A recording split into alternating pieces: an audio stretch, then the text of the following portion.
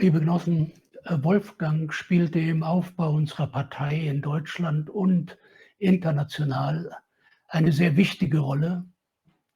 Er hat über ein halbes Jahrhundert lang unermüdlich für den internationalen Sozialismus in der Arbeiterklasse gekämpft.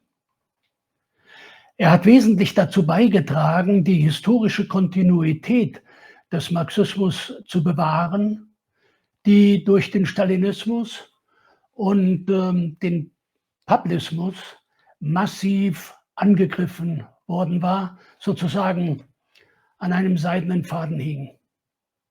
Um das Leben und den politischen Kampf von Wolfgang zu würdigen, ist es notwendig, sein Leben und seine politischen Entscheidungen im historischen Rahmen zu verstehen. Wolfgang gehörte zu der Generation, die in sehr frühen Jahren mit der Frage konfrontiert war: Wie kann man Goethe und Hitler verstehen? Das heißt, wie kann man erklären, dass in einem Land, das einiges zur Weltkultur beigetragen hat, der Holocaust und ein derartiger Rückfall in die Barbarei des Faschismus stattfinden konnte? Die Frage stellte sich für viele, aber Wolfgang gehörte zu denjenigen, die sich nicht mit einfachen und billigen Antworten zufrieden gaben.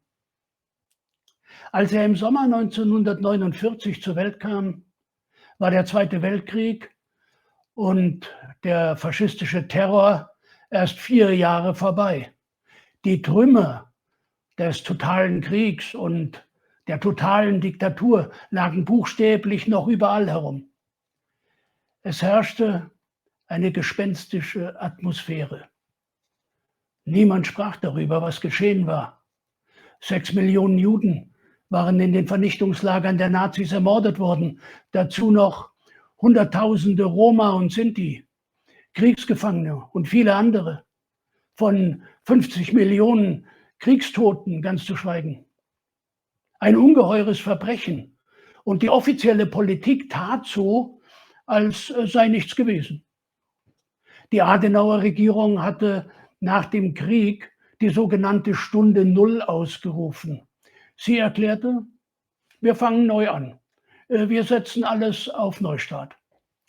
Aber unter der Oberfläche herrschte überall auf allen Ebenen der Gesellschaft, in Wirtschaft, Politik, Medien und vor allen Dingen an den Schulen und Universitäten die alte Nazi-Eliten und ihre Seilschaften. Wolfgang wandte sich angesichts dieser Situation der Literatur zu. Schon in frühem Alter las er die Werke von Friedrich Schiller, Heinrich Heine, später Bertolt Brecht und Franz Kafka. Er war vom Humanismus der Klassik angezogen, wandte sich von der Religion ab und wurde überzeugter Atheist. Wolfgang war 12 Jahre alt, als der Eichmann-Prozess stattfand. Später sagte er, das sei der Beginn seiner Auseinandersetzung mit den Nazi-Verbrechen gewesen. Als 2 Jahre später der Auschwitz-Prozess in Frankfurt begann und das Leugnen der Nazi-Verbrechen nicht länger möglich war, führte das zu Diskussionen und heftigen Auseinandersetzungen für Wolfgang mit Klassenkameraden und Freunden. Wolfgang war an der Schule sehr erfolgreich. Er war in seinem Jahrgang der beste Abiturient des Landes Bayern. Er erhielt deshalb das hoch angesehene Begabtenstipendium des Maximilianeums, wo sozusagen die Nachfolger der Landeselite und der Landespolitik geschult und erzogen wurden. Er studierte Jura in München, wo er erneut mit zahlreichen ehemaligen Nazis als Professoren konfrontiert war, und er wechselte dann sehr schnell in die Wirtschaftswissenschaften. In dieser Zeit begann Wolfgang die Schriften von Marx und Engels zu lesen und verfolgte intensiv die Klassenkämpfe in Europa und weltweit. Ihm wurde schnell klar, dass es einen Zusammenhang zwischen Kapitalismus und Faschismus gab. Er kannte die Biografie von Fritz Thyssen, I Paid Hitler, die in England erschienen war und soweit ich weiß, nie übersetzt wurde. Aber dann stellte sich eine weitere Frage. Warum hatte die Arbeiterklasse den Naziterror nicht verhindert? In dieser Situation spielte ein Studienaufenthalt in Großbritannien im Herbst 1971 eine entscheidende Rolle in der politischen Entwicklung von Wolfgang. Er lernte dort die Socialist Labour League und das Internationale Komitee der Vierten Internationale kennen und begann ein intensives Studium des Trotzkismus. Er las Trotzkis Schriften über Deutschland, in denen Trotzki den Faschismus als Reaktion der herrschenden Klasse auf die extreme Zuspitzung des Klassenkampfs erklärte. Der Faschismus ist die Mobilisierung des heruntergekommenen Kleinbürgertums, das als Rambock eingesetzt wird, um die Arbeiterklasse vollständig zu zerschlagen. Gleichzeitig erklärte Trotzki, dass Hitler nur an die Macht kommen konnte durch den Verrat der Arbeiterorganisationen, die zur damaligen Zeit noch großen Einfluss hatten. Die SPD und die stalinistische KPD weigerten sich, eine Einheitsfront gegen die Nazis zu bilden, und die Gewerkschaftsführer riefen zur Anpassung und Zusammenarbeit mit dem Hitlerregime auf. Im November 1971 hörte Wolfgang auf einer Versammlung der All Trade Union Alliance, das war der Gewerkschaftsflügel der SLL und später der Workers' Revolutionary Party, dort hörte er zum ersten Mal Jelly Healey sprechen. Er war tief beeindruckt davon, wie Healey die Arbeiter ansprach und den Aufbau der Revolutionären Partei in die historische Kontinuität des Bolschewismus und der trotzkistischen Bewegung stellte. In den folgenden Jahren las er viele Texte der SLL zur Wiedervereinigung der SWP mit den Pablisten oder zum Verrat der LSSP in Ceylon und zur ungarischen Revolution und auch andere. Damals wurde Wolfgang klar, wie bedeutsam Trotzkis Aussage im Übergangsprogramm ist, dass die Zukunft der Menschheit hänge davon ab, dass die historische Krise der proletarischen Führung gelöst wird. Damals entschied sich Wolfgang, alle seine intellektuellen Fähigkeiten einzusetzen und dieser Aufgabe zu widmen, den Aufbau einer neuen revolutionären Führung in der Arbeiterklasse voranzubringen. Vor wenigen Jahren, als Wolfgang schon sehr krank war und wir seinen Geburtstag feierten, erinnerte ich an unser erstes Kennenlernen und sprach darüber, wie mich sein umfangreiches Wissen und seine Fähigkeit, sehr schnell zu lesen, schon damals bewegt oder tief beeindruckt hat. Wolfgang antwortete damals: Ich war nicht der Einzige, der schnell lesen konnte. Ich hatte sehr viele sehr begabte und intellektuelle Kommilitonen, aber es kommt letztlich darauf an, was man aus seinen Fähigkeiten macht und wofür man sie einsetzt. Man muss eine Klassenentscheidung treffen. Und genau das tat Wolfgang.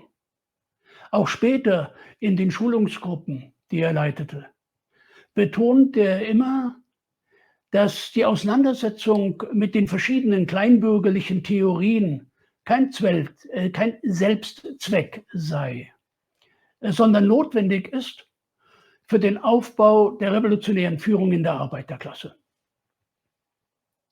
Wolfgang hatte große Achtung und großen Respekt vor der Geschichte der Arbeiterklasse und hat sich in diesem Sinne auch als Schüler der Arbeiterklasse verstanden. Er konnte wie nur wenig andere zuhören, war immer neugierig und offen für die Erfahrung und die Gedanken von Arbeitern und war sehr darauf bedacht, die Konzeptionen von Arbeitern, ihre Argumente gründlich zu durchdenken und zu analysieren. 1973 kam Wolfgang voller Energie und Begeisterung, voller politischem Tatendrang hier nach Deutschland zurück. Er wurde sofort Mitglied im Bund Sozialistischer Arbeiter, der 2 Jahre zuvor im Herbst 1971 gegründet worden war. Er nahm sein Ökonomiestudium an der Münchner Universität wieder auf und er wohnte nach wie vor im Maximilianeum. Ich erinnere mich gut, wie ich Wolfgang dort besuchte und wie ich ihn im Auftrag der Leitung des BSA fragte, ob er bereit wäre, hauptamtlich für die Partei zu arbeiten. Wolfgang zögerte keinen Moment. Er brach sein Studium ab und widmete seine ganze Energie dem Aufbau der Partei. Er wurde in den Vorstand gewählt. Er leitete viele Jahre die Redaktion der Neuen Arbeiterpresse, unserem damaligen Zentralorgan. Neben der Frage des Faschismus spielte die Auseinandersetzung mit dem Stalinismus in der frühen Arbeit des BSA eine entscheidende Rolle. In gewissem Hinsicht kann man sagen, wir arbeiteten in 2 Ländern. Die DDR und die reaktionäre Politik des SED-Regimes wurde ständig genutzt, um antikommunistische Stimmungen zu schüren. Wir waren ständig bemüht, gestützt auf Trotzki, den Stalinismus geschichtlich und programmatisch zu erklären.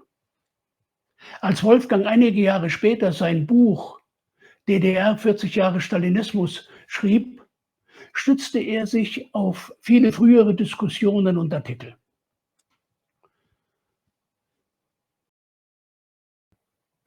Gleich auf der ersten Seite in diesem Buch schrieb er unter der Überschrift Ursprung und Rolle des Stalinismus in der Geschichte Folgendes.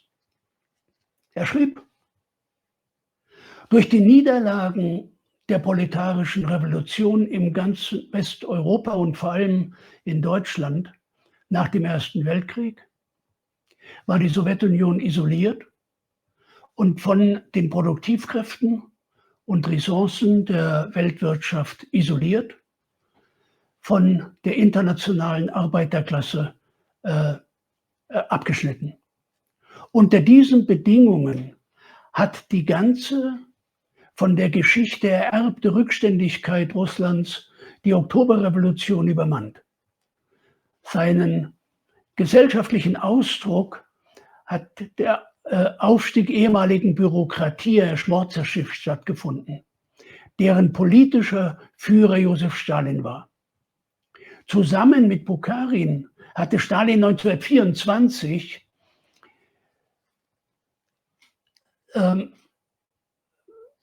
das Programm der Bürokratie formuliert, indem er das Programm der sozialistischen Weltrevolution unterdrückte, an seine Stelle eine völlig nationalistische Politik setzte, die er mit der Theorie vom Aufbau des Sozialismus in einem Land rechtfertigte. Soweit das Zitat, das Wolfgang an den Anfang von diesem Buch gestellt hat. Im Kampf gegen den stalinistischen Nationalismus waren wir überzeugte sozialistische Internationalisten. Wolfgang war sich darüber äußerst bewusst. Er war immer sehr daran interessiert, die Diskussion und die Zusammenarbeit mit internationalen Genossen zu entwickeln. Er hat sehr direkt und sehr bewusst am Aufbau des Internationalen Komitees als Weltpartei teilgenommen. Als Wolfgang vor 40 Jahren, im Herbst 1985, die marxistische Kritik an der Linie der WAP kennenlernte, die David North und die amerikanische Workers League vorgelegt hatten, reagierte er mit großer Begeisterung. Jahre später schrieb er in einem Brief, ich will das auch mal vorlesen: Als Peter mir Ende September 1985 die Dokumente von David North Kampf gegen den nationalistischen Opportunismus der WAP-Führung und gegen ihre Verfälschung des historischen Materialismus und der marxistischen Dialektik übergeben hat und den Ausschluss Healys mitteilte, war dies ein gewaltiger Ansporn für mich, am Kampf gegen die Renegaten teilzunehmen. Und genau das tat Wolfgang. Er schrieb eine Artikelserie unter der Überschrift Leo Trotzki und die Oktoberrevolution. Er nahm eine Rede, die Healy im August 1987 in London gehalten hatte, zum Anlass, die große Bedeutung Trotzkis in der Vorbereitung, der Leitung und der Verteidigung der Oktoberrevolution zu erklären. Etwa um dieselbe Zeit entwickelte er in einer weiteren Artikelserie die politische Auseinandersetzung, den politischen Kampf gegen den Papismus und seinen deutschen Ableger, die Gruppe Internationaler Marxisten, die GIM.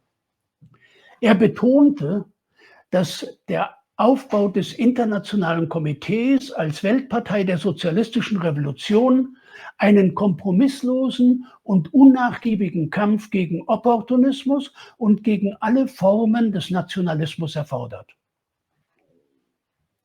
Die Spaltung von der WAP und die bewusste Aufarbeitung der Geschichte der Vierten Internationale, zusammengefasst in David North, das Erbe, das wir verteidigen, schufen die Grundlage für eine enorme politische Entwicklung der Partei und bildeten die entscheidende Vorbereitung auf den folgenden Zusammenbruch der stalinistischen Regime.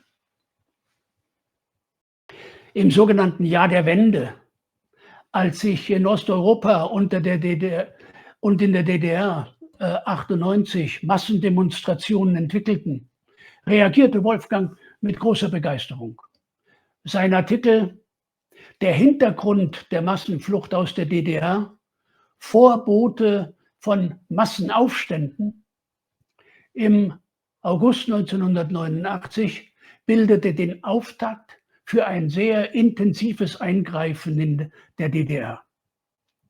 Wenig später schrieb der BSA seinen Aufruf, stürzt die SED-Bürokratie, baut Arbeiterräte auf, den wir auf der Großdemonstration am 4. November 1989 massenhaft verteilten. Wolfgang war begeistert.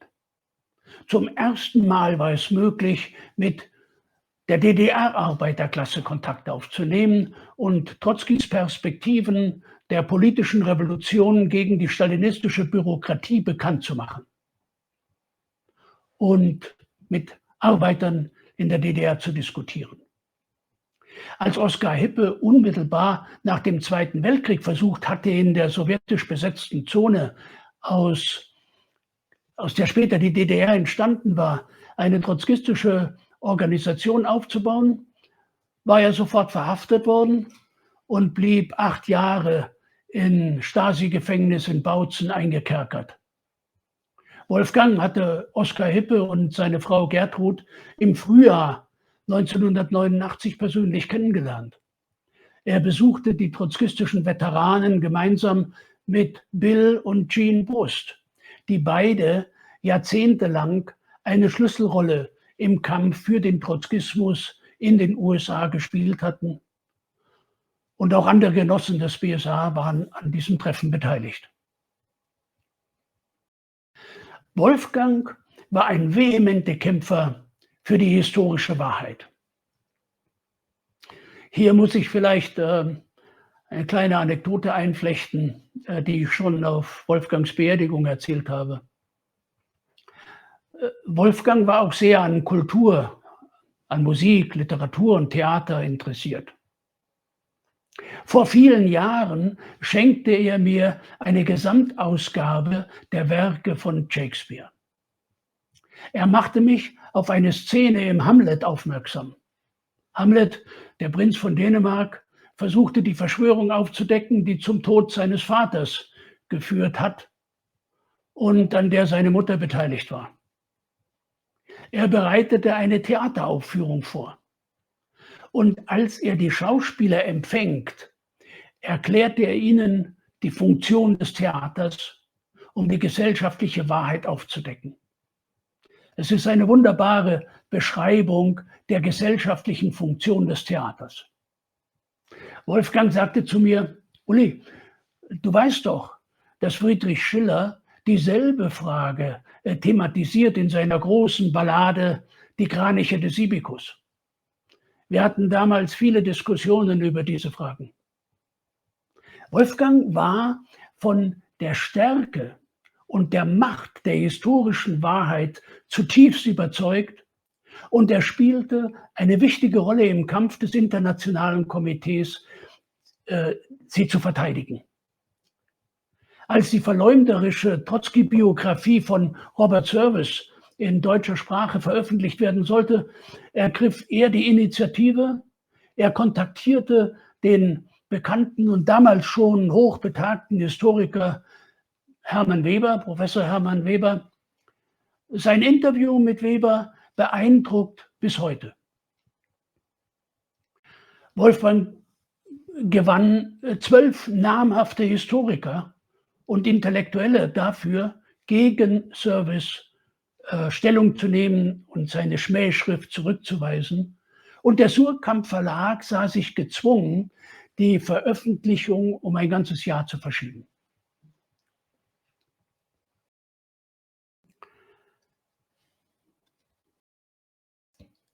Wolfgang war auch ein schlagfertiger Debattenredner.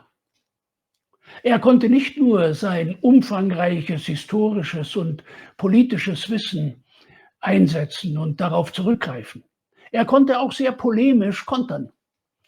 Ich will euch ein Beispiel geben. Ich erinnere mich sehr gut an eine Wahlveranstaltung in München. Das ist jetzt schon vor vielen Jahren gewesen. Es waren einige interessierte Arbeiter, Jugendliche Kontakte gekommen.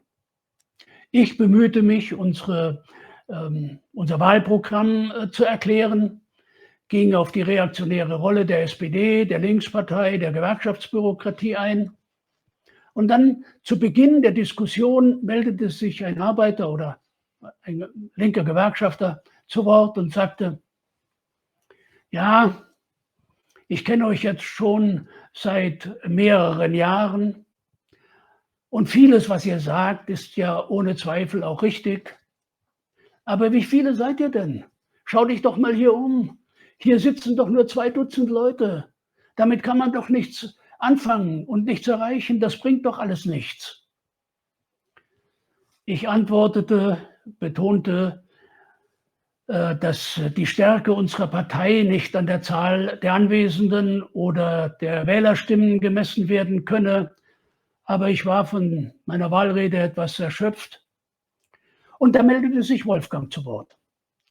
Und er sprach den Versammlungsteilnehmer ganz direkt an und sagte: Die Frage, die du stellst, solltest du eigentlich selbst beantworten.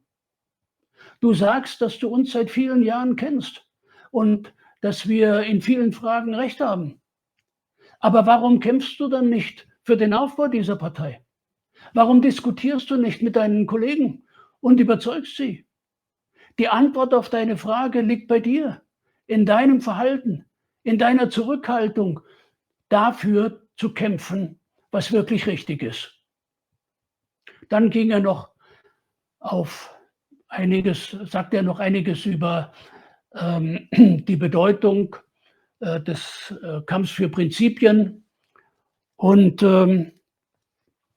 er betonte, dass wir eine Partei aufbauen, die nicht ihre Fahne nach dem Wind hängt, sondern historisch begründete Prinzipien vertritt. Es folgte kräftiger Beifall und eine sehr lebhafte Diskussion.